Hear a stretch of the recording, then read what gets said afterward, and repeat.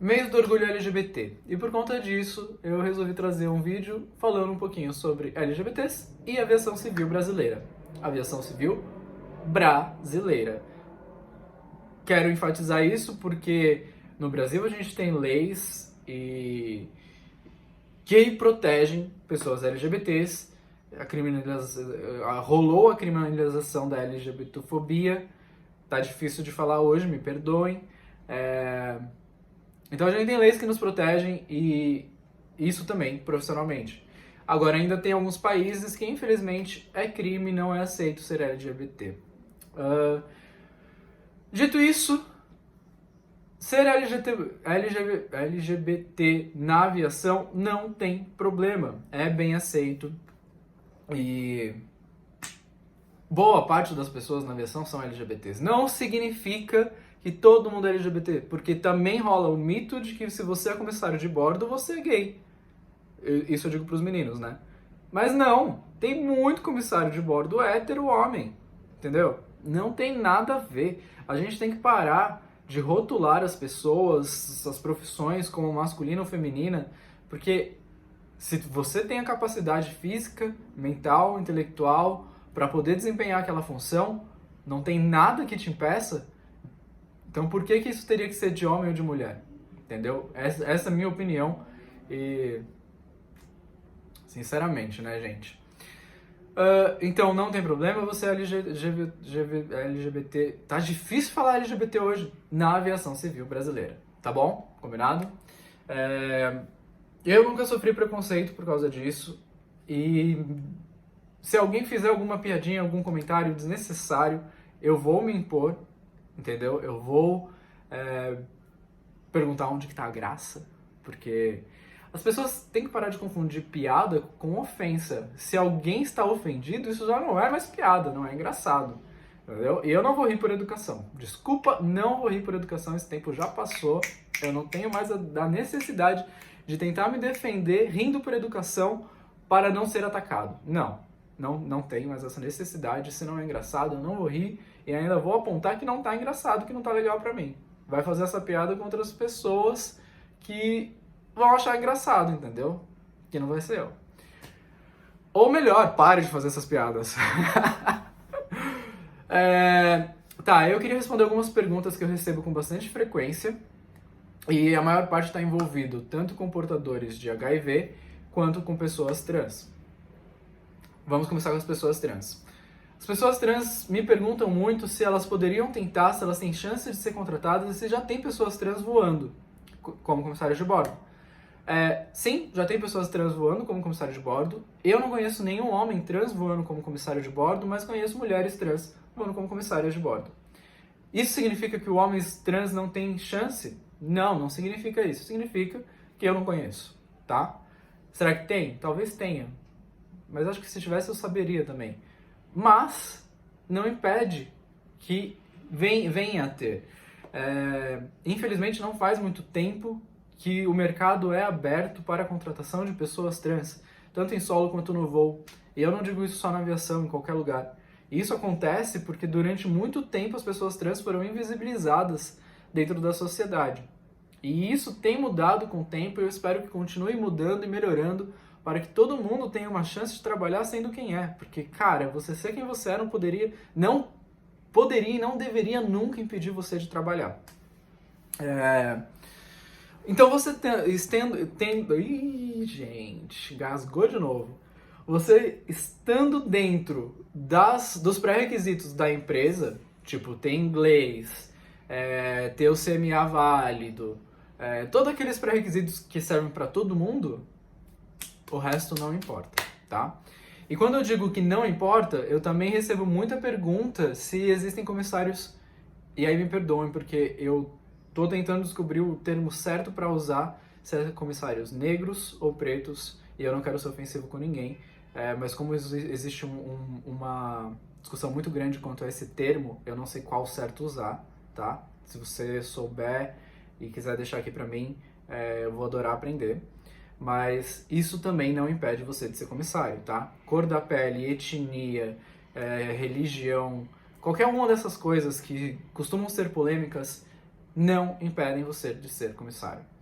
Quanto à religião, existe um porém, porque você tem que atender as regras de apresentação pessoal da empresa.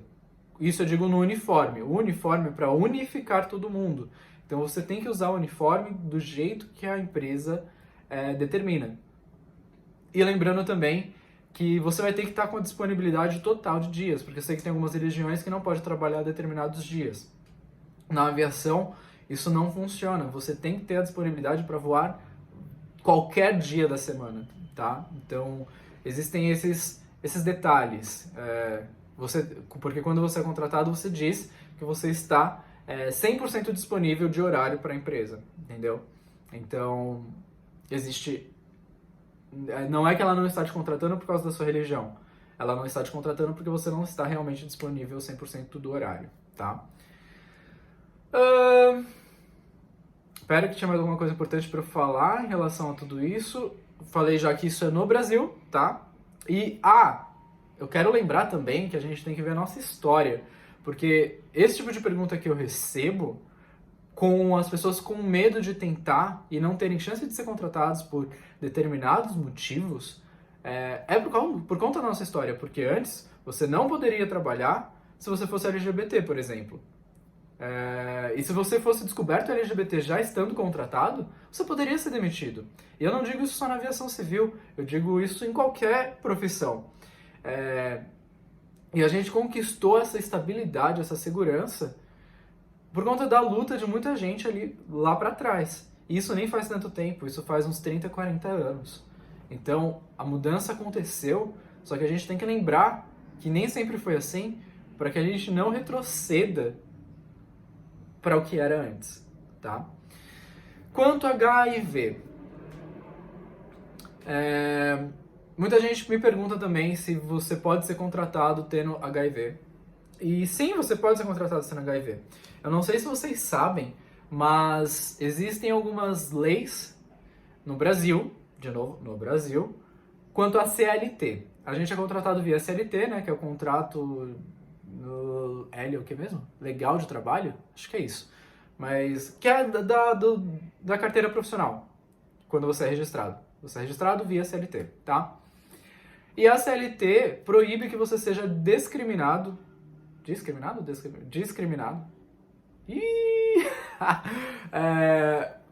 Por conta de algumas coisas. Então, por exemplo, no exame admissional, você não pode, a empresa não pode te exigir nunca alguns testes. E eles são, por exemplo, o teste de HIV, o teste de gravidez, perdão, e o teste de, por exemplo, toxicológico. Exatamente. Ué, Marcelo, mas as empresas aéreas pedem o toxicológico. As empresas aéreas pedem o teste de gravidez. Não sei se ainda pedem, mas o CMA pede, talvez elas ainda peçam. Mas o de HIV não. E por que ela então pede esses dois outros que também não podem ser pedidos e pede de HIV? E não pede de HIV? Isso está envolvido com a segurança do voo e a capacidade para executar o voo, que é uma profissão que trabalha com segurança. O que isso significa? Quando a mulher, e a gente já falou disso em alguns outros vídeos de benefícios, quando a mulher descobre que está grávida, na hora que ela descobriu que deu positivo o teste de gravidez, não pode mais voar para proteger a gestação. Para não colocar a gestação em risco, porque existe o risco da pressurização, de emissão de raios, que eu não lembro agora o nome dos raios, mas que interferem no seu organismo, tá? Então, os horários, tudo isso. Por conta disso, quando se descobre que está grávida, você tem que parar na hora. E por conta disso, se você está grávida, você não tem como desempenhar a função. Não significa que você vai ser demitida porque você ficou grávida. Não, você só vai ter um INSS maior ali durante a gestação, tá bom? E o toxicológico, bom, se tem um acidente aéreo e você estava sob efeito de algum tóxico, você vai fazer teste e isso vai dar muito ruim, mas muito ruim mesmo, porque isso significa que você não estava na sua total aptidão intelectual para exercer a função e você colocou o risco àquela operação. E isso pode gerar vários processos. Então, por conta disso, o teste toxicológico é feito, tá? Porque você tem que estar apto para fazer aquela função. E se você está sobre o efeito de algum tóxico, sobre alguma droga, ainda mais ilegal, você não está 100% apto para a função. Dito isso, a gente tem que falar das drogas lícitas também, os remédios. Alguns remédios também você não pode tomar enquanto está voando, porque ele vai diminuir o seu atentamento, o seu... Ui, tá difícil de ver as palavras hoje, gente, me perdoem, mas ele vai interferir na sua aptidão para exercer aquela função. Então, alguns remédios, mesmo que legalizados, eles também não podem ser utilizados. Quais remédios são esses? Eu já postei uma lista aqui, mas de qualquer forma, quem vai ter que liberar ou não o uso do remédio, se vai realmente afetar ou não, de acordo com a quantidade que você estiver tendo que fazer no seu tratamento, o que for, vai ser o médico. Vai ser o médico da aviação, então o médico que te libera no CMA, o médico que te libera na empresa. É esse médico que vai falar, esse remédio você pode tomar tanto que não vai interferir. Esse remédio você não pode tomar nada. Então, mesmo que tenha lista, não tem como eu falar pra vocês, esse pode, esse não pode, tá? Porque tá fora da minha capacidade técnica. Dito isso, então, o HIV não interfere, mas o remédio que você está tomando para o tratamento pode ser que interfira. Então, aí o médico do CMA vai ter que te falar se interfere ou não, e aí você vai ter que ver se dá para trocar para algum outro remédio ou não, e etc. Tá? Se você tem a capacidade física e intelectual, não tem problema. Eu respondi tudo, será? Eu espero que sim. Eu quero desejar para todo mundo um bom mês de orgulho LGBT.